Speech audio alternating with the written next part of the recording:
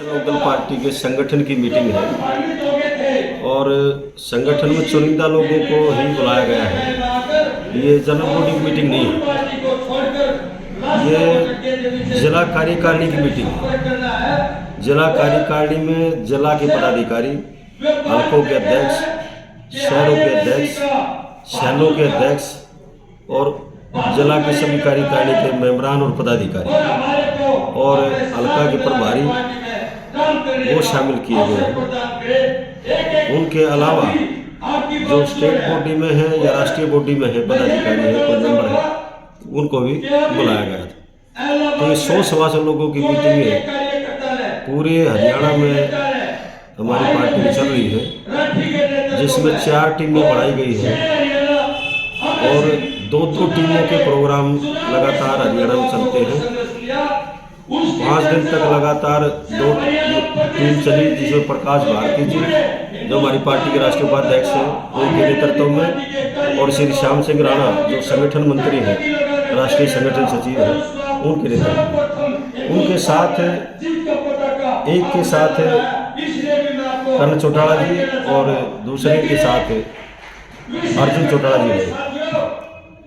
अब उनका बीच में ब्रेक आ गया।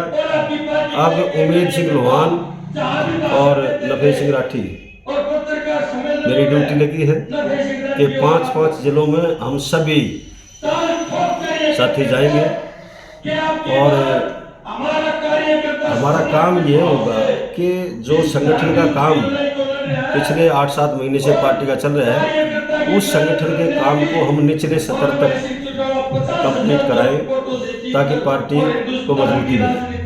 हमारी पार्टी का जो प्लान है, चौधरी ओम प्रकाश चौटाला जी के भाई अभय सिंह चौटाला की जो सोच है, वो सोच ये है कि पंचायत के वार्ड के स्तर तक हमारा संगठन बने और उसी सिलसिले में आज ही मीटिंग 9 वर्ष पर जाम आपको शुभकामनाएं देते हैं। सारे हरियाणा के लोगों को शुभकामनाएं हैं और पार्टी के संगठन पर हमारा विचार चल रहा है।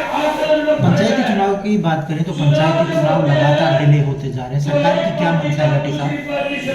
सरकार चाहती नहीं है कि पंचायती चुनाव हो या नगर परिषद नगर पालिका का चुनाव हो, क्योंकि सब कुछ सरकार अपने हाथ में लेना चाहती है। किस तरह से संवैधानिक संस्थाओं की धज्जियां उड़ाने लग रही है, इस किस्म के कानून बना करके पेश करती है जिससे लोग कोर्ट में चले जाते हैं और लोग कोर्ट में जाते हैं तो फिर सरकार की तरफ से ढिलाई बरती जाती है ताकि इलेक्शन लंबा खींचे, टाइम लंबा लग जाए। अब 1 साल के करीब हो गया पंचायती चुनाव में और 10 महीने से ज़्यादा हो गए नगर परिषद के चुनाव, लगभग 10 महीने नगर परिषद नगर पालिका के चुनाव। सरकार जानबूझकर उन्हें अटकाती है ताकि एडमिनिस्ट्रेटर के माध्यम से उनके हाथ में सत्ता है, वो जानबूझकर क्या करते हैं सरकार। और अगर बात करें, आज ही सर्वे आया है, खबरें छपी है कि बेरोजगारी में नंबर 1 हरियाणा लगातार दूसरे साल। ये आज से नहीं है जी, 2 साल हो गए हैं, दूसरा साल है लगातार पूरे देश में हरियाणा बेरोजगारी नंबर 1 पर है।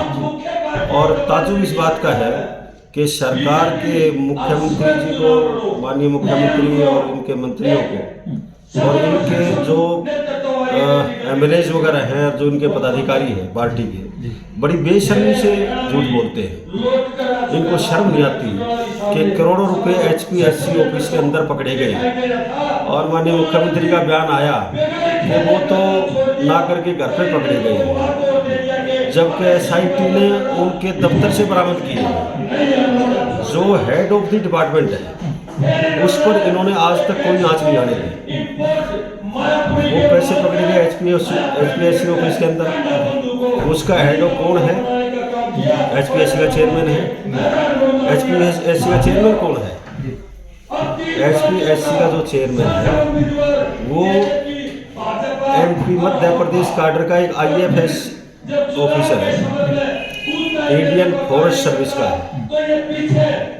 वो पहले मुख्यमंत्री जी का ADC था, जबकि ADC का कोई कानून नहीं है, वो पद ही नहीं है ADC।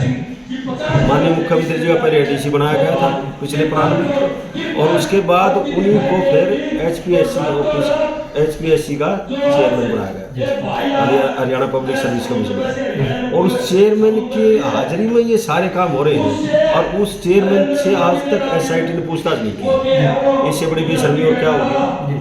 चंडीगढ़ चुनाव के बारे में कहीं ना कहीं भारतीय जनता पार्टी को सोचना पड़ेगा। उनके मेयर हार चुके हैं, जो 3 मेयर, जो पूर्व में 2 मेयर थे वो हार चुके हैं, और सबसे बड़ी पार्टी आम आदमी पार्टी उभर के आई। पूरे देश में ही इनकी हालत खराब है, और हालत खराब इसलिए है कि सबसे बड़ा मुद्दा आज देश और प्रदेश में बेरोजगारी का है। इस सरकार के आने के बाद में 28 से ज़्यादा पेपर लीक हुए, कितनी भर्तियाँ रद्द हुई हैं, और ये सारे जितने भी सेंट्रल गवर्नमेंट के कॉरपोरेशन हैं, बोर्ड है, उन सबको, जो सेंट्रल गवर्नमेंट के अधीन है, उन सबको ये प्राइवेट हाथों में दे रहे हैं। जैसे HPCL है, भारत पेट्रोलियम है, LIC है, इंडियन एयरलाइंस है, रेलवे स्टेशन बेच दिए। इस किस्म के अगर ये सारे ही बेच देंगे, BSNL का क्या हालत कर दी इन्होंने, तो फिर जो गरीब लोगों को आरक्षण मिलता है, गरीब बच्चों को, वो आरक्षण मिलेगा नहीं। अडानी और अंबानी थोड़े आरक्षण देंगे। तो इस सरकार की मंशा है कि गरीब को और गरीब किया जाए, कमज़ोर को और कमज़ोर किया जाए, आर्थिक तौर पर लोगों को इतना कमज़ोर किया जाए कि वो हैंड टू माउथ हो जाए, उनके बच्चे पढ़ लिख ना सके, अपनी आवाज़ ना उठा सके। कोरोना का फिर से कहीं ना कहीं कहर चालू हो चुका है पूरे भारत में। ये ठीक है कि महामारी थी, लेकिन अब जो कोरोना चल रहा है वो बहुत उसमें दम नहीं रहा है, और उससे कोई जनहानि अभी हुई नहीं है, और उम्मीद है कि होगी भी नहीं, क्योंकि बड़े बड़े MBBS MD डॉक्टर भी हमारे संपर्क में आए हैं। उन्होंने भी कहा कि इससे ये कोई ज़्यादा खतरे वाली बात नहीं है। ये ठीक है कि जो पीछे कोरोना था वो ज़्यादा खतरनाक था। अब सरकार जानबूझकर भी लोगों को डराने पर तुली हुई है। बच्चों के स्कूल बंद कर दिए, रात का लॉकडाउन लगा दिया। रात का लॉकडाउन लगाने से कोरोना कोरोना रात को ही निकलता है क्या बाहर? सरकार से पूछने वाला हो कोई कि कोरोना रात को ही निकलता है, बाहर दिन में नहीं निकलता। दिन में तो रैलियां करते हैं ये लोग, बीजेपी के लोग, तो रात को कोरोना फैलता है। ऐसे जब भयंकर कोरोना की परिस्थिति थी उस टाइम पर बंगाल में तो इन्होंने लाखों की रैली की, जिस टाइम पर बहुत आदमी मर रहे थे। और अब लोगों को डराने ये किस किस्म से देखो षड्यंत्र देखो सरकार के कि मीडिया के माध्यम से ऐसे भयंकर वातावरण बनाया जा रहा है ताकि लोग डर करके कोई बोलने को ना एजिटेशन ना करें। सरकार के खिलाफ लोगों का ध्यान बांटने के लिए, सरकार के खिलाफ लोग एजिटेशन ना करें, इसलिए लोगों को ध्यान बांटने के लिए इस किस्म के अनावश्यक लॉकडाउन की कोई आवश्यकता नहीं है, लेकिन लोगों को परेशान करने वाली बात। अब दुकानदारों को कह दिया इतने बजे इसके बाद दुकान नहीं खोलेंगे, ये कोई तरीका है? ये तरीका ठीक नहीं है। इससे अर्थव्यवस्था पे तो सीधा फर्क पड़ने वाला है। व्यापारी अगर व्यापार नहीं कर पाएगा, इलेक्शन नहीं हो पा रहे, तो क्या सरकार की क्या मंशा रही है? जान पूछ करके ताकि गरीब लोगों को मजदूरी ना मिले, गरीब लोगों का चूल्हा ना चले। बताओ क्या ये ओमिक्रॉन एक नई बीमारी और लेकर के आए। ये खांसी जुकाम तो जब भी मौसम बदलता था हर बार होता था, और क्या करते भाई एक घर में एक जुकाम हो जाए सब का होगा।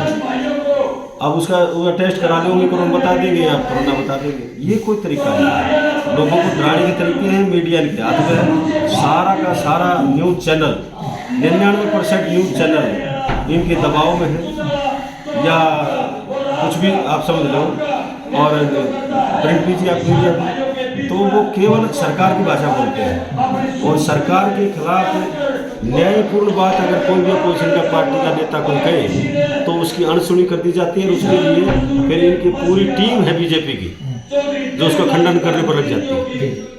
क्या लगता है कि इनेलो अब जो ग्रामीण चुनाव आएंगे या फिर जो पार्षद चुनाव होंगे उसमें अपने सिंबल पर लड़ेगी और बहुत अच्छा बोल पाएंगे? अगर और पार्टियां सिंबल पर लड़ेंगी तो इंडियन नेशनल लोकदल पार्टी भी सिंबल पर इलेक्शन लड़ेगी, विशेष तौर पर नगर परिषद, नगर पालिकाओं का और जिला परिषद, ब्लॉक समिति का और पंचायत का, सरपंच का, वो पार्टी सिंबल पर नहीं लड़ेगी।